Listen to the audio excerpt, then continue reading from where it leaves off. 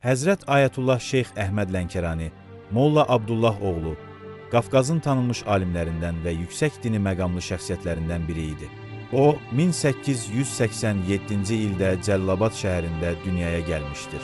İlk təhsilini atasından və bölgənin digər alimlərindən almış, sonra isə Nəcəf elmi hövzəsinə köçmüşdür.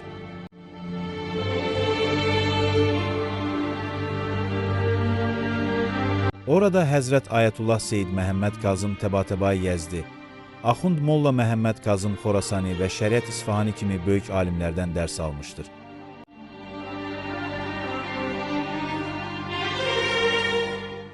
(1922-ci ildə vətəninə qayıdan Şeyx Əhməd, kommunist rejiminin sıx repressiyalarına baxmayaraq, dini təlimlərin yayılması və İslam elmlərinin tədrisi ilə məşğul olmuş, məscid tikdirərək şəriət qaydalarının öyrədilməsini təmin etmişdir. Lakin 1937-ci ildə kommunist rejimi tərəfindən həbs edilərək 10 il müddətində həbsxanada saxlanmış, 1947-ci ildə azadlığa çıxdıqdan sonra yenidən həbs edilərək Sibirə sürgün edilmişdir.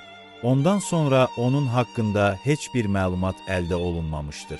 Yalnız 1976-cı ildə ailəsinə onun vəfatı barədə xəbər verilmiş, lakin məzarının yeri hələ də məlum deyil.